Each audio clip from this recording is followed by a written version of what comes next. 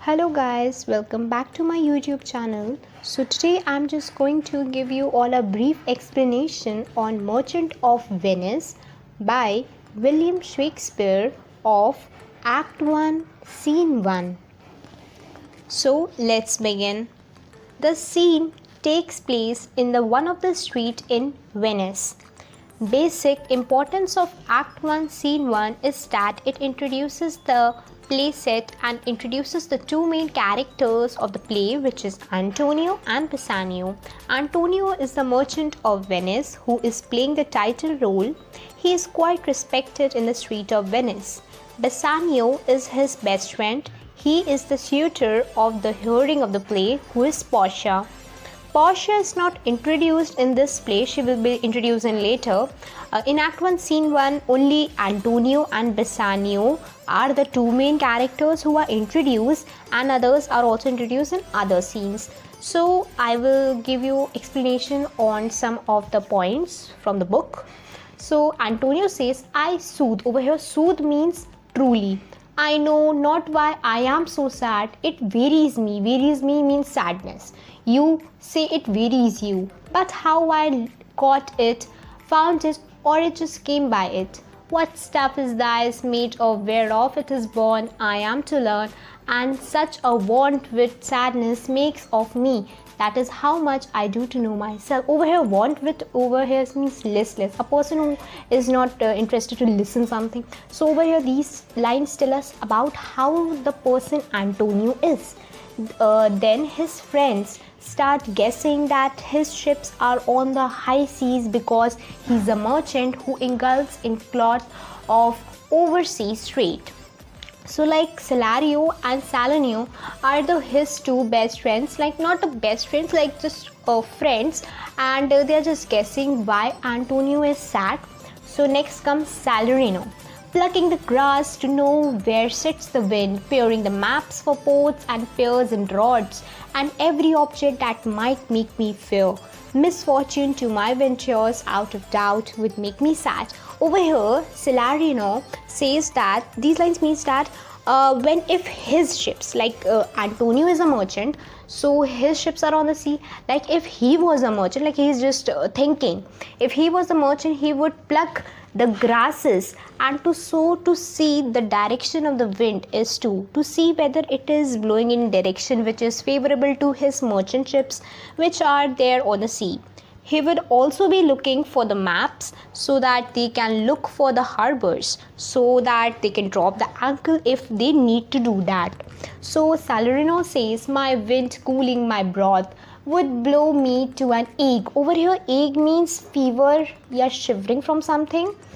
When I thought, what harm a wind too great at sea might do, I should not see the sandy hourglass run, but I should think of shallows and of floods, and to see my wealthy and drew decade in sand, veiling her high top, blurring than her reps, to kiss her brunel, should I go to church. Over here, these lines means that Antonio is saying that he really don't know why he is so sad, like listless and sad. So his friends said that if our ships would be like this on the sea, we would be also feeling pity much like this. Means they are just like helping him to be sorted down with whatever he is thinking about. Then Antonio says, believe me, no, I thank my fortune, for it my ventures and not in one bottom trusted, not to one place, nor is my whole estate upon the fortune of this present year. Therefore my merchant makes me not sad. Salarino, when then you are in love. Then these lines tell us that Antonio is sad, but Antonio says that his all one ship doesn't carry his entire merchandise. Like they are thinking that he don't have money or something what like that. Then he says all this, and that is, you can say, like he has not put all his eggs in one basket. From this we get to know about Antonio two things. Firstly, that he is not used to speaking his mind before anyone, like Salarino and Salino in this case, and they are not his close friends. And secondly, we can say about him that he is a clever merchant. Okay, so these 2 points are very important. You can note down them. So the next comes, Antonio says, I hold the world, but as the world. Graciano, so at stage where every human must play a part and mine as a sad one. Graciano, let me play the fool. With mirth and laughter, let old wrinkle. So we here, by this time Salarino and Salarino have already exited. So Graciano and Bassanio have entered the stage. Okay, over here Antonio is playing the role of a sorrowful person on the stage of life. It means that Antonio is trying to tell the readers that something misfortune is going to take place. It is a type of warning to the audience or something bad is going to happen to her of the play. So over here Graciano, who is a much type of jestful character, you can say, like he is a type of person who speak rubbish at all the time. So like he has not been introduced earlier. So over here he is introduced. So the next comes, I will thee more of his another time, but fish not with the melancholy bait for this fool gurgeon this option. Come, good Lorenzo, fare ye well. A while I will end my exhaustion after dinner. Over here, this Graciano says that don't try to be those who try to gain reputation by being silent. Like he was saying to Antonio this because he was not happy at that moment. So he was saying these lines to Antonio. He compasses with him a greedy fish. Like he is just comparing him with a greedy fish. Like who always try to swallow everything, as a gurgeon is very easy to catch. Over here, Bassanio, Graciano speaks an infinite deal of nothing more than any man in all Venice. His reasons are as 2 grains of wheat in 2 bunches of calf. You shall seek all day ere you find them, and when you have them, they are not worth the search. Like over here, they tell that Graciano is not so close to them. The moment he leaves the other 2 people, that is Antonio and Bassanio, they are actually talking about him, especially Bassanio. It is somehow a type of comic relief which has been introduced by William Shakespeare. It also tells us when they actually think of each other, when what Bassanio thinks about Graciano. When Graciano leaves the scene, Bassanio said that he can speak rubbish in this Venice. It is very difficult to make any scene of all nonsense that Graciano speaks the most in the entire city. So next, the Antonio says, well, tell me, what lady is that the same to whom you saw a secret pilgrimage that you today promised to tell me of? So where Bassanio says that it is not unknown to you. So like he was just asking Antonio, means Bassanio must have promised someday that he would be telling him today about the girl, the lady whom he wanted to get married. So he is just telling him. So Bassanio tells about his financial conditions in next portion. So over here Bassanio says, in Belmont is a lady richly left, and she is fair and fairer than the world. Of wondrous virtue, sometimes from her eyes I did receive fair speechless messages. Her name is Portia, nothing undervalued. So over here these lines tell us these lines are very important because note down that, because we get to know about Portia from about her for the first time over here.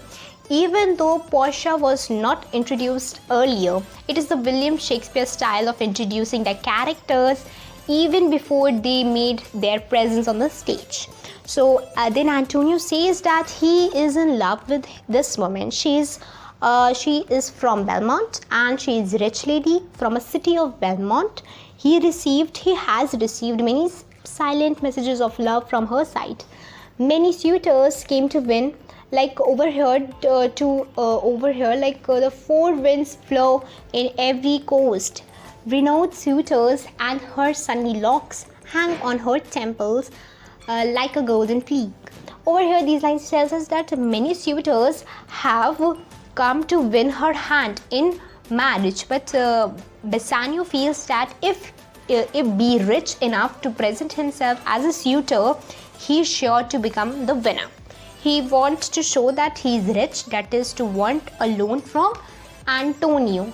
Oh my Antonio, had I but means to hold the rival place with one of them, I have mine presages me such thrift, though that I should questionless be fortunate.